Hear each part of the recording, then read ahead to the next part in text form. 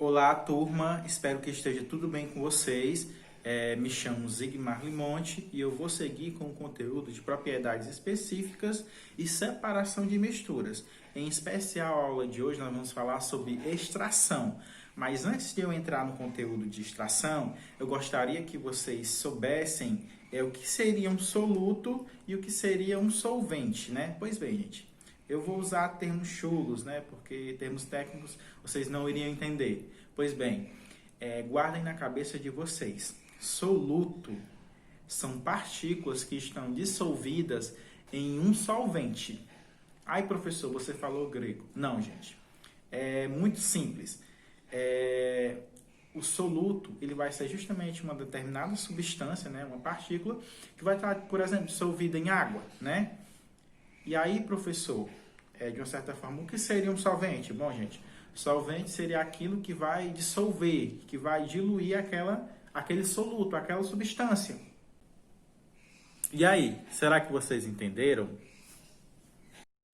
Aí agora nós vamos fazer um exercício simples, né? Para saber se vocês sabem o que é soluto e o que é solvente. Eu vou dizer algumas substâncias e vocês daí mesmo vão dizer se é soluto ou solvente. Vamos lá. Cloro, cálcio, potássio, água, açúcar, sódio. Pois bem, gente, de uma certa forma, gente, é isso. Soluto seria aquilo que, de uma certa forma, nós queremos dissolver ou solubilizar, né? Solubilizar, desculpa. E o solvente seria aquilo que a gente vai usar para justamente dissolver esse soluto, né? Então, gente, agora podemos prosseguir com o nosso conteúdo. Então, agora, gente, vamos focar agora na apresentação, tá certo? No slide. Olá, gente, agora prosseguindo. Agora que nós já sabemos o que é um solvente e o que é um soluto, nós podemos prosseguir com o conteúdo de propriedades específicas e separação de misturas. Em especial, hoje nós vamos tratar a extração. Pois bem, vamos falar sobre a propriedade específica de solubilidade, né, gente? Que antes de começar, eu gostaria que vocês soubessem os tipos de ligação, que seria o quê? A ligação polar, né? E a ligação apolar. A ligação polar, gente, ela é formada por dois polos. Sempre vão ser átomos distintos, né? Diferentes. Por exemplo, na molécula de HCl, que seria o ácido clorídrico, nós temos o hidrogênio e temos o cloro, né?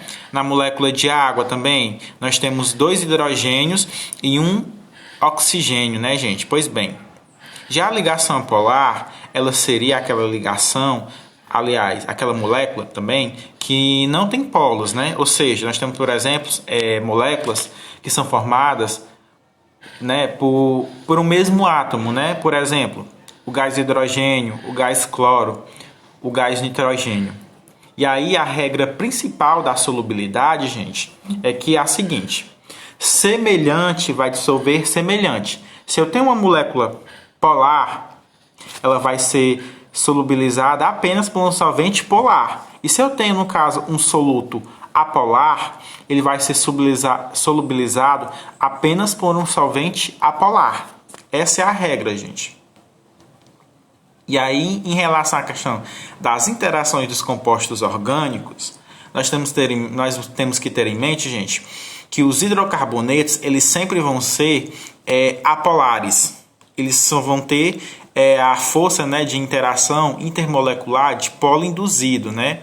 Porque lá o carbono e o hidrogênio, porque assim, os hidrocarbonetos são formados apenas por C e H, né, que seria carbono e hidrogênio. E essas duas moléculas, esses dois átomos juntos, quando formam uma molécula, eles não têm, de certa forma, dois polos, né? Eles acabam tendo uma interação só de polo induzido, né? Aí nós temos também a interação de polo, né? Que temos aí quem?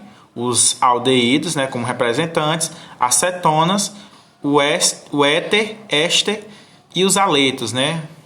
E as ligações de hidrogênio, gente, que são interações mais fortes, elas vão ser formadas quando temos o quê? Quando temos um hidrogênio ligado a um átomo eletronegativo, né? Ou seja, um flúor, um oxigênio ou um nitrogênio. Aí nós temos representantes, os álcools, os fenóis, os ácidos carboxílicos, amina e amida. Prestem atenção, tá, gente? Nessas interações, que são bastante importantes. E outra coisa. Da ligação de hidrogênio, né, esses grupos que eu acabei de falar, eles podem também ter as outras interações, né, a dipolo e interação de polo induzido, gente. Prosseguindo. Separação de misturas, gente. Agora aqui é o conteúdo chave para a gente entrar na extração, né? Nós temos que entender que para acontecer a extração, nós temos que passar por processos, né? Por processo de separação de mistura. E aqui nós vamos desvendar alguns que estarão presentes dentro dessa extração. Aí nós temos aí a filtração comum, né?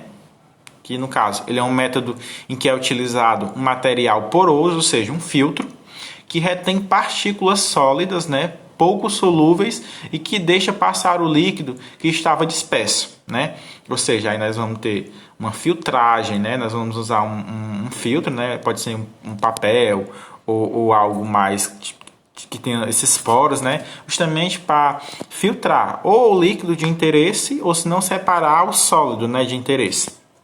E aí nós temos aí, ó, as vidrarias, né? Aqui no caso nós temos um Erlenmeyer, mas pode ser um Becker. Nós temos aí o funil para filtração, o papel filtro, né? E a solução heterogênea para separar, né? E um bastão de vidro ali ajudando nesse processo. Outro método que a gente também pode usar para a extração, no caso para a separação de misturas, seria a filtração a vácuo, né? A filtração a vácuo. Que aí é o mesmo processo da filtração comum, porém nós vamos usar o Kitasato, né, que vai ter uma bomba de vácuo, né, justamente puxando, né, puxando o ar. E esse processo de filtração ele vai ser mais acelerado quando ele é feito justamente a uma baixa pressão.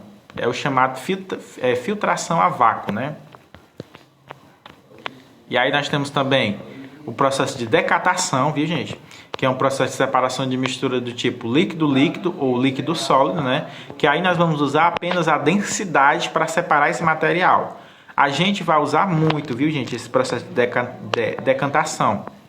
Nós temos também a extração por solventes, né? Que nesse método a gente vai usar um líquido para extrair um componente da mistura, né? Nós temos aí como exemplo, tirar o álcool, né, da gasolina e etc. Entrando na extração, nós vamos ver, gente, que a extração é a transferência de um soluto de um solvente para outro. E a finalidade? Isolar determinado composto de interesse, né? Nós temos interesse naquele determinado composto, né? Naquele sólido. E aí, os tipos de extração nós vamos ter o líquido-líquido, né? Que seria separar um líquido de outro líquido usando um solvente. E nós temos também o sólido líquido, né, que seria separar um sólido de outro sólido usando um solvente. Olha só, gente, aqui sou eu, tá certo? Ó, um exemplo de separação de mistura que eu sempre uso no meu dia a dia. Ó, aqui, ó. Aqui eu tenho um filtro, ó, tá vendo? Ó, filtro lavado, né? Que é a cafeteira aqui de casa. Aqui eu vou ter o solvente, olha, o solvente que eu uso para fazer a questão do café, né? Que vai ser a água, o meu solvente, ó. Boto solvente, né? E aqui, gente, eu vou ter o meu soluto. O soluto vai ser o café. Entendeu? Aqui, ó, o meu soluto. Aí, o que é que eu quero aqui? Eu quero justamente a cafeína, que vai estar presente no café, né, gente? Aí eu vou botar o café e pronto. Quando a água começar a ferver, a água quente, ela vai justamente separar o café que eu quero, né, gente? Esse é um exemplo de separação de mistura que a gente usa, aliás, de extração que a gente usa no dia a dia. Tá aí, ó, como vocês podem ver, tá saindo só o que eu queria, né? A substância de interesse, que seria o café, né? Com a cafeína. Então, gente. Aí nós temos aí a extração. No dia a dia, nós vamos ter, como exemplo, fazer um cafezinho de manhã, fazer um corante, que está errado aqui no slide. A extração também da gasolina, a questão da extração do álcool, tá, gente? São exemplos de extração no dia a dia, entre outras, né? E para fazer esse tipo de extração, nós vamos ter que escolher justamente um solvente de interesse, né? Que esse solvente ele tem que ser immiscível, né? Ele não pode participar da reação, de uma reação. Ele tem que formar duas fases, né? Dentro lá do processo de extração. Ele não deve reagir justamente quimicamente com esse soluto e ele tem que solubilizar melhor a parte a ser extraída. Ele também deve ser volátil, viu, gente? E ele não pode ser inflamável ou tóxico. E a extração? A extração, gente, é sólido-sólido, é justamente o que queremos extrair, ela vai estar na parte sólida, né? Vai estar na fase sólida, perdão. A gente estamos aí como exemplo, que a gente já fez no laboratório, a bixina do urucu. E nós temos também o processo de extração líquido-líquido, que é quando dois compostos, tanto o solvente quanto o composto que nós temos interesse em remover, estão na fase líquida. A gente tem aí como exemplo a gasolina, né, e o álcool.